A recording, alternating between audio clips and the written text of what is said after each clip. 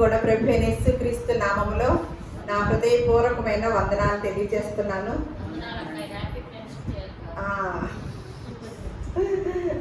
భలే చెప్పింది. నాకు కూడా మా తేజ రాత్రి చెప్పాడు. ఇంకా మరి మనం ఎప్పుడు కూడా ఏ రోజు ఏ డే వస్తే మన దినోత్సవాల్లో ఆ డే గురించి వివరణ తెలుసుకుంటాం కదా. నాకు రాత్రి చెప్పాడు తేజ. తెల్లవారుజాము లేచి స్టడీ చేశాను అనమాట. ఈరోజు సుమిత్ర అంది కదా, friendship day, happy friendship day అని. దానికి ఒక పాట కూడా రాశారు కదా, స్నేహానికన్నా మిన్న లోకాన లేదురా అని మన కవులు రాశారు కదా. అటువంటి స్నేహానికి భలే గొప్పగా మనం అందరం కూడా దాన్ని గొప్పగా ఎంచుకుంటాం. కానీ ఆ స్నేహం గురించే మంచి వివరణ, పూర్తి వివరణ పరిశుద్ధ గ్రంథంలో రాయించారనమాట. మనము స్నేహితుల్ని, ఎలాంటి స్నేహితుల్ని ఎన్నుకోవాలి, మనం ఎలా ఉండాలి, స్నేహితుడు అనేవాడు ఎలా ఉండాలి, అలాగే మనం ఏ స్నేహితుడిని ఎన్నుకుంటే మన జీవితాలకు మంచి జరిగిద్ది, ఇవన్నీ కూడా మనకు తెలిసేది ఒక్కటే, స్నేహానికన్నా మిన్న లోకాన లేదురా, అదొక్కటే తెలుసు. కానీ చాలా పూర్తి వివరణ పరిశుద్ధ గ్రంథంలో రాయించాడనమాట. మనం సేవించుతున్న దేవుడు. మనకి తెలియని విషయం అంటూ ఏదీ లేదండి. ఈరోజు ఆ స్నేహం గురించి మనం తెలుసుకుందాము. ఒకసారి సామెతల గ్రంథము మీరు తీసుకొని రాసుకుంటూ ఉండండి, రిఫరెన్స్లు నేను చదివేస్తాను. సామెతల గ్రంథము 27వ అధ్యాయము 10వ వచనము. నీ స్నేహితునైనను నీ తండ్రి స్నేహితునైనను విడిచిపెట్టకము. అంటే నీ స్నేహితుడినైనను నీ తండ్రి స్నేహితుడినైనను విడిచిపెట్టద్దు అని ఆ మాట కూడా రాయించారనమాట. అంటే మీకు ఇది అర్థమైంది, నేను వివరించాల్సిన అవసరం. మన స్నేహితుడిని ఎప్పుడు కూడా విడిచిపెట్టకూడదు అని, తండ్రి స్నేహితుడిని కూడా విడిచిపెట్టకూడదని జ్ఞాని అయిన సొలొమోను రాయించిన మాట అనమాట. మరి ఈ మాట రాయించిన వాడు ప్రతి విషయం రాసి ఉందన్నమాట. ఏది ఎలా ఎన్నుకునే విషయంలోనూ, అసలు కొనసాగించే విషయంలోనూ అన్నీ కూడా రాయించారు. కాబట్టి ఈరోజు మీరు ప్రశాంతంగా దీనిని వినండి. అలాగే మేకా ఇలా రాయించాడు కదా, మేకా గ్రంథం చూద్దాం. 7వ అధ్యాయము 5వ వచనం. ఇక్కడైతే విడిచిపెట్టొద్దు అన్నాడు కదా, మీ స్నేహితుడినైనను తండ్రి స్నేహితుడినైనను విడిచిపెట్టొద్దని ఇక్కడ మాట్లాడాం. అంటే ఎన్ని రకాలుగా ఉంటాయోనండి, అన్ని కోణాలను మనకు తెలియజేస్తాడు. దేవుని యొక్క వాక్యము ఎలాంటిదంట, 2 అంచులు గల వాడి గల ఖడ్గము లాంటిదంట. అటు ఉంటుంది పొదును, ఇటు ఉంటుంది అనమాట. మనం తెలిసిన ఖడ్గానికి ఒకవైపే ఉంటుంది పొదును. అంటే ఈ మాట రాయించాడు కదా అని ఈ మాటనే పట్టుకొని వేలాడితే కుదరదు. అందుకని ఇంకొక కోణంలో కూడా మనం చూడాలి. మీకా గ్రంథము 7వ అధ్యాయం 5వ వచనం. స్నేహితుని యందు నమ్మిక ఉంచవద్దు, ముఖ్య స్నేహితుని యందు నమ్ముకొనవద్దు. స్నేహితుని యందు నమ్మిక ఉంచొద్దు, దాని వల్ల వివరణ అనమాట. మనకి స్నేహితులు ఉంటారు, ముఖ్య స్నేహితులు కూడా ఉంటారనమాట. అంటే స్నేహితుని యందు నమ్మిక ఉంచొద్దు, ముఖ్య స్నేహితుని యందు నమ్ముకొనవద్దు. అంటే మరి ఇందాకేమన్నా ఆ మాట చెప్పిన వాడు సామెతల్లో ఈ మాట చెప్పుకున్నప్పుడు మీకా గారు ఏంటి ఇలా చెప్తున్నారు చూడండి, ఎన్ని కోణాల్లో మనకి వివరణ ఇస్తున్నారో స్నేహం గురించి అనమాట. ఏదో పొలోమని స్నేహం, అదే డే, ఫ్రెండ్షిప్ డే చేసుకుంటారే కానీ ఎవ్వరికి సరైన అవగాహన, అర్థం అనేది తెలుసుకోవడానికి ప్రయత్నం చేయరు, తెలుసుకోలేరు. కానీ దేవుడు మనకిచ్చిన ఆధిక్యత అనమాట. ఈ వివరణలోనే మనకు తెలుస్తుంది ఇంకా గొప్ప విషయాలు. మళ్ళా సామెతల గ్రంథము ఇది వద్దన్నాడు కదా, నమ్ముకొనవద్దు, నమ్మిక ఉంచవద్దు అన్నాడు. 17వ అధ్యాయము 17వ వచనం. నిజమైన స్నేహితుడు విడువక ప్రేమించును, దుర్దశలో అట్టివాడు సహోదరుడుగా ఉండును. నిజమైన స్నేహితుడు ఏం చేస్తాడంట, విడవకుండగా, వాడికి దుర్దశ వచ్చినప్పటికీ కూడా విడవకుండగా ప్రేమిస్తాడంట. మనకు అర్థం అవ్వాలన్నమాట, మనకు తెలిసిపోద్ది నిజమైన స్నేహితుడు ఎవరో, మనల్ని వదిలేసే స్నేహితుడు ఎవరో ఎప్పుడు తెలుస్తుందండి. మన దగ్గర ఏమి లేనప్పుడు, ఇబ్బందులు పడేటప్పుడు. మరి ఆ భక్తుడు ఎవరన్నా ఉన్నారా బైబిల్ గ్రంథంలో? చూద్దాం. యోబు గ్రంథము 6వ అధ్యాయము 15వ వచనం. ఇక్కడ యోబు గారికి ఉన్న ఆధిక్యత చాలా ఉందన్నమాట. ఆయన క్యారెక్టర్లో కూడా గొప్పవాడు, అలాగే భౌతికంగా కూడా కుటుంబ పరంగా ధనవంతుడై ఉన్నవాడు అనమాట. తన దశ అంతా కూడా ఒకనొక దినాన, మరి ధనవంతులుగా ఉన్నప్పుడు స్నేహితులు ఎంతమంది ఉంటారండి? ఉంటారా? అది కూడా ఉంది సామెత, దానిలో కూడా వద్దాము. అలా ఉన్న సమయంలో చాలా మంది ఉంటారు కదా. కానీ ఒకనొక సమయంలో మీకు యోబు గారి గురించి తెలుసు కాబట్టి నేను వివరించడం లేదు. ఒకనొక సమయంలో ఆ యోబుకున్న ఆస్తులు, కుటుంబము, పిల్లలు, భార్యాభర్తలు తప్ప అందరూ పోయారనమాట. ఆ టైంలో మాట్లాడుతున్న మాటలు యోబు గారు, మరి అలాంటి టైంలోనే మంచి మాటలు చెప్పగలుగుతారు, ఎందుకంటే అనుభవంతో చెప్తున్న మాటలు అన్నమాట. యోబు గ్రంథము 6వ అధ్యాయం 15వ వచనం. నా స్నేహితులు ఎండిన వాగు వలెను, మాయమైపోవు జల ప్రవాహము వలెను నమ్మకూడని వారైరి. ఎట్లాంటి వాటితో పోలుస్తున్నాడండి? తనకు బాధ వేసి, తన బాధకున్న పరిస్థితిలో నా స్నేహితులు ఎలా ఉన్నారంట? ఎండిన వాగు వలెను, మాయమైపోవు జల ప్రవాహం వలెను నమ్మకూడని వారు అయిరంట. మళ్ళీ యోబు గ్రంథము 19వ అధ్యాయము 14వ వచనం. నా బంధువులు నా యొద్దకు రాకై ఉన్నారు, నా ప్రాణ స్నేహితులు నన్ను మరిచిపోయి ఉన్నారు. అప్పుడు వరకు గుర్తుంచుకున్న ప్రాణ స్నేహితులు, బంధువులు ఇదంతా పోయినాయి కదా. ఏమయ్యారంట? స్నేహానికి ఉన్న వివరణ అనమాట. మనం గొప్పగా, యవనస్తులు ఎంత గొప్పగా ఎంచుకుంటారోనండి. అసలు కొంతమంది సగం యవనస్తులు చెడిపోవటానికి కారణం ఎవరు తెలుసండి? స్నేహితులే. బాగుపడాలన్నా స్నేహితులే అని మనకు తెలుసు వివరణ, అదే మనం అనుకునే వివరణ అనమాట. కానీ పరిశుద్ధ గ్రంథం వివరణ ఇంకా క్లారిటీగా ఇస్తూ ఉంటుంది. ఇక్కడ ఏమంటున్నాడు? అన్నీ ఉన్నప్పుడేమన్నా బంధువులు వస్తారు, స్నేహితులు వస్తారు, కానీ పోయినప్పుడు ఏంటంట? నా బంధువులు నా యొద్దకు రాకపోయి ఉన్నారు, నా ప్రాణ స్నేహితులు నన్ను మరిచిపోయి ఉన్నారు. మళ్ళీ యోబు గ్రంథం 19వ అధ్యాయము 19వ వచనం. నా ప్రాణ స్నేహితులందరికీ నేనంట అసహ్యుడంట అయితిని, నేను ప్రేమించిన వారు నా మీద తిరగబడి ఉన్నారు. నా ప్రాణ స్నేహితులకి నేను అసహ్యంగా ఉన్నాను అని బాధపడుతున్నాడు అనమాట. ఏమంటున్నాడు? నా ప్రాణ స్నేహితులు నన్ను చూసి అసహించుకుంటున్నారు అని, నేను ప్రేమించిన వారు నా మీద తిరుగుబడి ఉన్నారు. ఎంత బాధతో చెప్తున్నాడో. జరిగిన సంఘటన అండి. మనకి పరిశుద్ధ గ్రంథంలో అన్నీ కూడా కల్పనా కథలు కాదండి. అనగనగా ఒక రాజు, అనగనగా ఒక రాణి, ఇది కాదండి. ఒక రాజ్యము, రాజుగారు ఒక రాక్షసుని చంపేశాడు, ఇది కాదు. ఇది వాస్తవాలన్నమాట. జరిగిన సంఘటనలు, వారి అనుభవపూర్వకంగా పరిశుద్ధాత్మ ప్రేరేపణతో రాయించిన మాటలు అన్నమాట. అందుకని అంటున్నాడు, నేను ప్రేమించిన వారు నా మీద తిరుగుబడి ఉన్నారు. మళ్ళీ సామెతలు, మళ్ళీ సొలొమోను గారి దగ్గరికి వద్దాం. 19వ అధ్యాయము 4వ వచనము.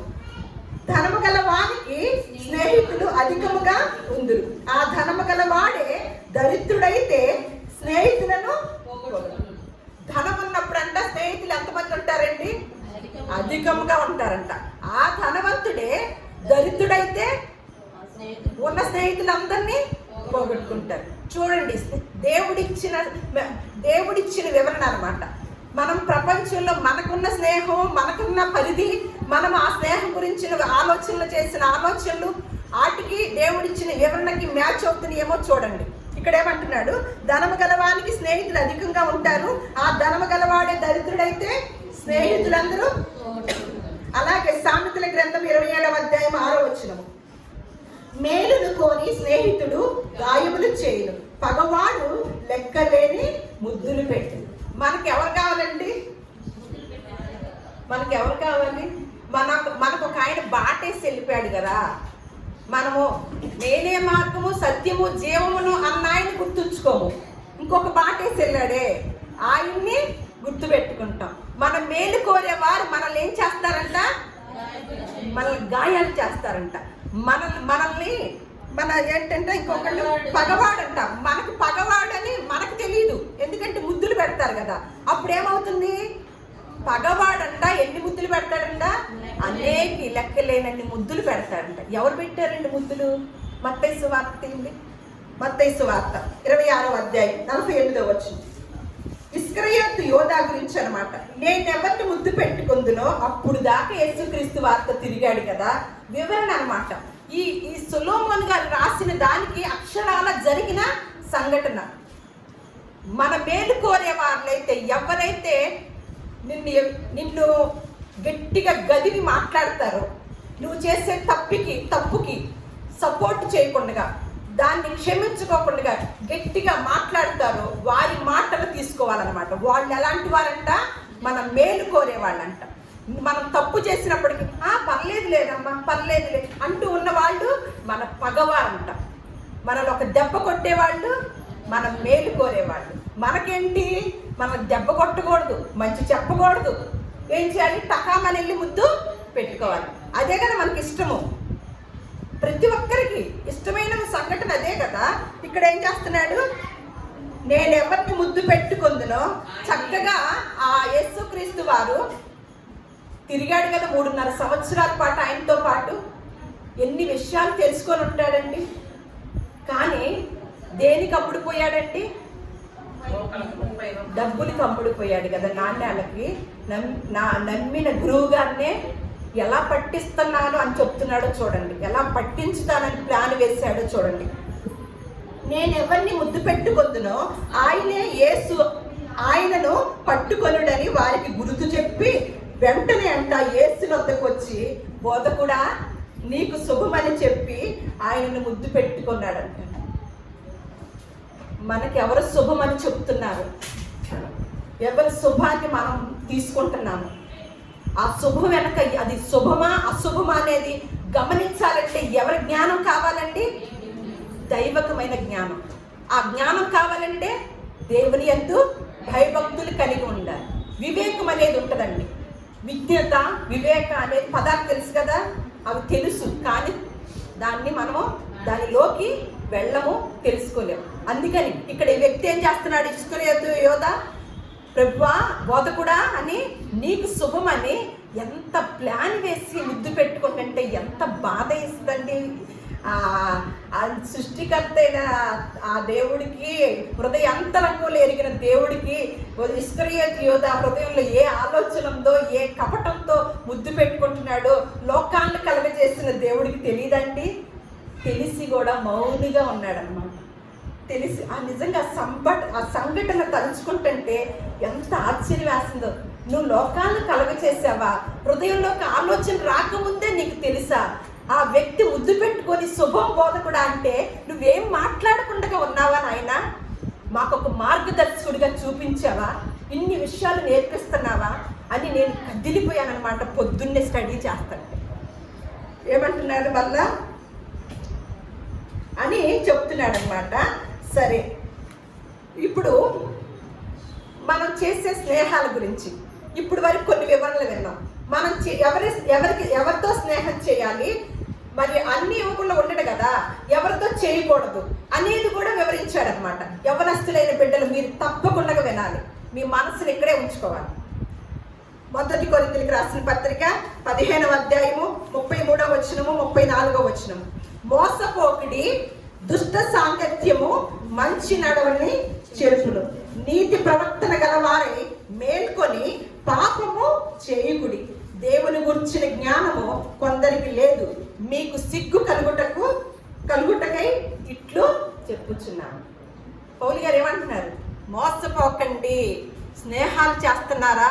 ఆ స్నేహాలతో మీరు మోసం జరుగుతుందా, మీకు మేలు జరుగుతుందా అనేది మీరు వివేకంతో యోచించండి అని చెప్తూ, దుష్ట సాంగత్యము మన మంచి నడవడిని కూడా ఇందాక అనుకున్నాం కదా సామెతలు, 6 నెలలు సహవాసం చేస్తే వారు వీరవుతారు.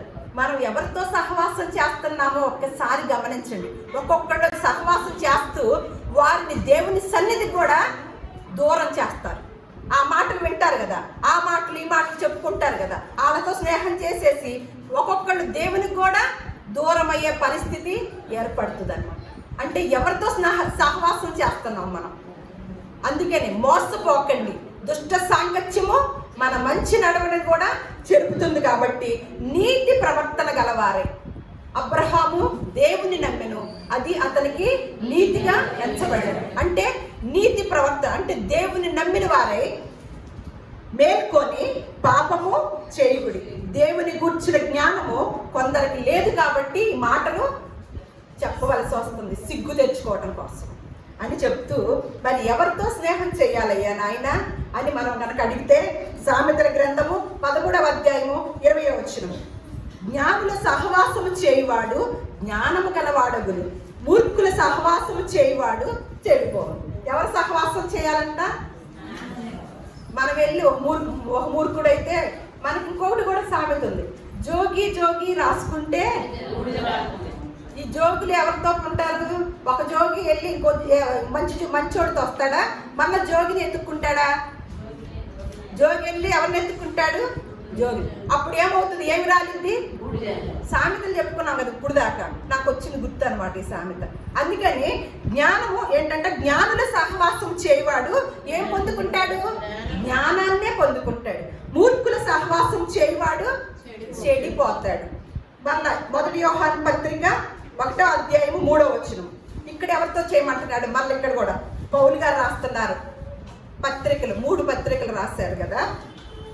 మాతో కూడా మీకును సహవాసము కలుగునట్లు మేము చూచిన దానిని వినిన దానిని మీకును తెలియచేయుచున్నాము. మన సహవాసం అయితే తండ్రితో కూడాను ఆయన కుమారుడైన యేసుక్రీస్తుతో కూడాను ఉన్నది. ఎవరితో సహవాసం చేయమంటున్నారు పౌలు గారు? మాతో కూడా. పౌలు గారితో చేస్తే ఎవరితో చేసినట్లు? దేవునితో చేసి. అంతేగా, నేను క్రీస్తుని పోలి నడుచుకున్నట్లు మీరు నన్ను పోలి నడుచుకోండి. అందుకని ఇంత ధైర్యంగా మాట్లాడుతున్నారు.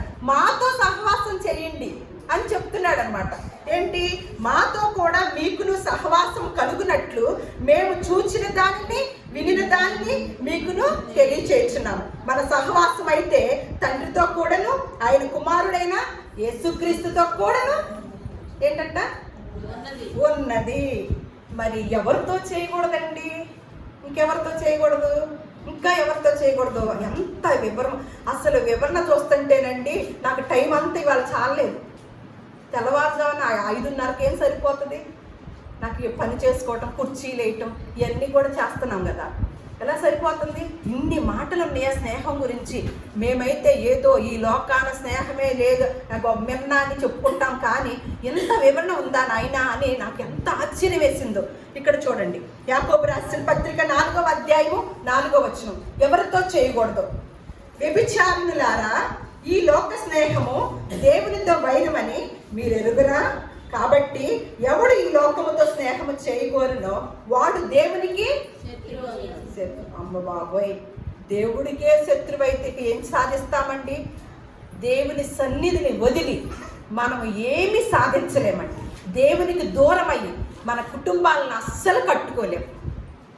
దేవునికి దూరం అయ్యి ఏమీ చేయలేం. నేను బల్లగుద్ది చెప్తాను, రాసి పెట్టుకోండి.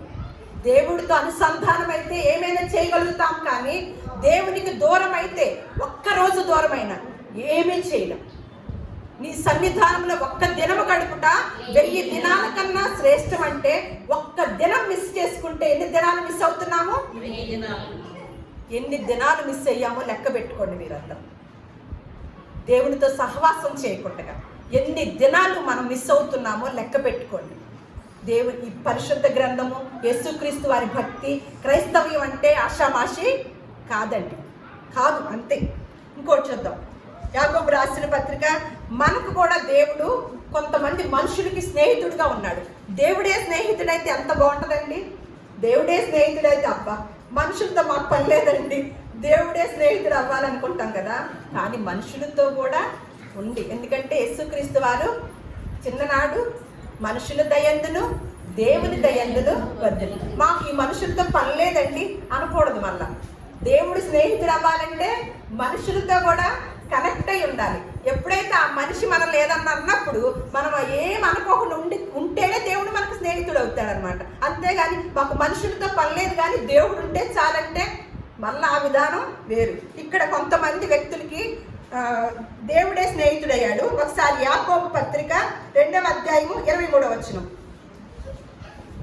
అబ్రహాము దేవుని నమ్మెను, అది అతనికి నీతిగా ఎంచబడి, మరియు దేవుని స్నేహితుడని అతనికి.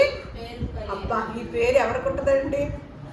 పరిశుద్ధ గ్రంథంలో ఎంత గొప్పగా రాయించారో. అతడికి ఏం పేరంట? అబ్రహాంతో పాటు ఇంకో పేరుందంట, దేవుడి స్నేహితుడని అతనికి పేరుందంటండి. మళ్ళీ యెషయా గ్రంథం, ఆ దేవుడి స్నేహితుడైతే ఆ స్నేహితుడికి ఏమి ఇస్తాడో చూద్దాం. స్నేహం అంటే తీసుకోవటం కాదండి. గొప్పవాడితో మనం స్నేహం చేశామనుకోండి, జ్ఞానము గలవారితో, వారు ఏం చేస్తారో తెలుసా? మనకి ఎంత ఇస్తారో, మనకు ఉపయోగపడేవన్నీ ఇస్తారు. స్నేహం అంటేనే తీసుకోవటం కాదు, ఇవ్వటం. అది మాత్రము మన ప్రపంచానికి తెలియలేదండి. స్నేహం అంటే అది ఇంకొక సామెత ఉంది కదా, మీ ఇంటికి వస్తే ఏమేస్తావు, మా ఇంటికి వస్తూ ఏం చేస్తావు. మన స్నేహాలు ఇలా తగలడతాయి. కానీ మీ ఇంటికి వచ్చినా నేను తెస్తాను, మా ఇంటికి వచ్చినా నేను పెడతాను. రివర్స్ అన్నమాట ఇప్పుడున్న దేవుని మాటను బట్టి. ఇక్కడ ఏమంటున్నాడు? యెషయా గ్రంథము 41వ అధ్యాయము 8వ వచనం, నా సేవకుడు అయిన ఇశ్రాయేలు, నేనేర్పరచుకొనిన యాకోబు, నా స్నేహితుడైన అబ్రహాము సంతానమా. ఏం మాట్లాడుతున్నాడు? వాళ్ళకి ఎలాంటి మాట మాట్లాడుతున్నాడు? అబ్రహాముని చూసి ఏం మాట్లాడుతున్నాడండి? నా సేవకుడైన ఇశ్రాయేలు అని వాళ్ళతో అంటున్నాడు. నేను ఏర్పరచుకొనిన యాకోబు అంటున్నాడు. అని నా స్నేహితుడైన అబ్రహామా అని అంటూ 2వ దినవృత్తాంతములు 20వ అధ్యాయము 7వ వచనం. ఇందాక చెప్పా కదా, స్నేహితుడికైతే గొప్పవాడిని స్నేహితుడిగా చేసుకుంటే మన కోసము ఎంతైనా ఇస్తాడనమాట. 2వ దినవృత్తాంతములు 20వ అధ్యాయము 7వ వచనం, నీ జనులైన ఇశ్రాయేలుల ఎదుట నుండి ఈ దేశపు కాపురస్తులను తోలివేసి నీ స్నేహితుడైన అబ్రహాం యొక్క సంతతికి దీనిని శాశ్వతముగా ఇచ్చిన మా దేవుడవు నీవే. ఎవరికి ఇచ్చాడంట? తనకి ఇష్టమైన స్నేహితుడు సంతానానికి ఏం చేశాడంట? ఈ గొప్ప స్నేహితుడు దేవుడే మనకి స్నేహితుడైతే, నేను ఎప్పుడు స్నేహానికి అర్థం చెప్పాను కదా, ఇవ్వటమే.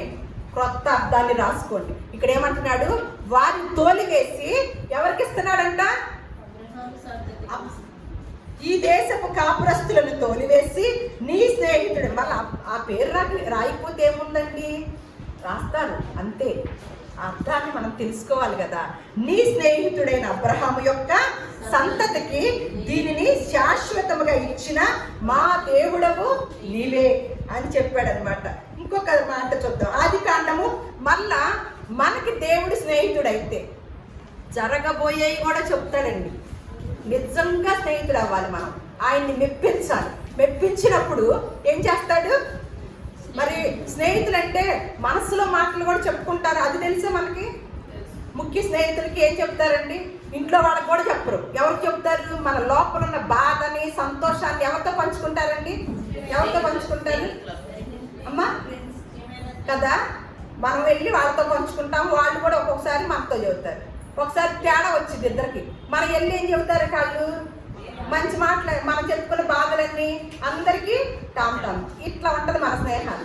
కానీ ఈ స్నేహితుడిని కనుక మనం నమ్ముకుంటే ఆయన ఏం ముచ్చటిస్తాడో తెలుసండి. ఆదికాండము 18వ అధ్యాయం 17వ వచనం, అప్పుడు యెహోవా, నేను చేయబోవు కార్యమును అబ్రహామునకు దాచెదనా? నేను ఏదైనా కార్యం చేస్తున్నాను అనుకోండి, నా స్నేహితుడికి దాచిపెడతానా? అన్నీ చెప్తాను అని దేవుడే మాట్లాడుతున్నాడండి. దేవుడే ఆ పరిశుద్ధ గ్రంథంలో అబ్రహాముకి దేవుడు స్నేహితుడు, ఇంకొకరికి స్నేహితుడు అంటారు. కానీ మనకు స్నేహితుడు ఎలా కూర్చుంటాడండి? ఆ గొప్ప సృష్టికర్త అని. అంటే మనకు కూడా స్నేహితుడు అవ్వటానికి సిద్ధంగా ఉన్నాడు. ఎప్పుడండి? ఎప్పుడు? యోహాను సువార్త 15వ అధ్యాయం 13వ వచనము 15వ వచనం చివరిగా మనం చదువుకొని ముగించుకున్నాం. తన స్నేహితుల కొరకు తన ప్రాణం పెట్టువాని కంటే ఎక్కువైన ప్రేమ గల వాడెవడును లేడు. స్నేహం చేస్తే ఏం చేయాలంటండి? ఏదైనా వస్త్రాలు అయ్యా ఏకంగా ఏం చేయాలంట? ప్రాణాన్ని పెట్టాలని గొప్ప మాటను చెప్పగలిగిన యేసుక్రీస్తు వారు మన మార్గదర్శకుడై ఉన్నాడనమాట. ఒక గొప్ప మాటను పరిచయం చేశారు. ఏంటంట? తన స్నేహితుల కొరకు తన ప్రాణము పెట్టువాని కంటే ఎక్కువైన ప్రేమ గల వాడెవడును లేడు. నేను మీకు ఆజ్ఞాపించు వాటిని చేసిన ఎడల మీరు కూడా. సరే, దేవుడు స్నేహితుడు అవ్వాలంటే ఏం చేయాలి తేజ? దేవుడే స్నేహితుడు అవ్వాలంటే ఏం చేయాలి? పల్లవి కూడా చెప్తాను, ఇప్పుడే చదువుకున్నాం. దేవుడే స్నేహితుడు అవ్వాలంటే ఏం చేయాలి? మనకు కూడా స్నేహితుడు అవ్వాలంటే నిన్ను కాదు కదా ఏమ్మా,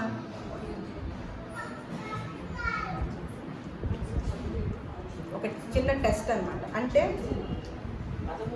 మైండ్ ఇక్కడ లేదు, మనసు ఇక్కడ లేదు. ఈ పాయింట్ చాలా జాగ్రత్తగా క్యాచ్ చేయాలి కదా. అమ్మో, ఇప్పుడు వరకు పరిశుద్ధ గ్రంథంలో ఉన్న వ్యక్తుల్ని వాళ్ళని దేవుడు స్నేహితుడు అన్నాడు, కానీ నాకెందుకు అవుతాడు?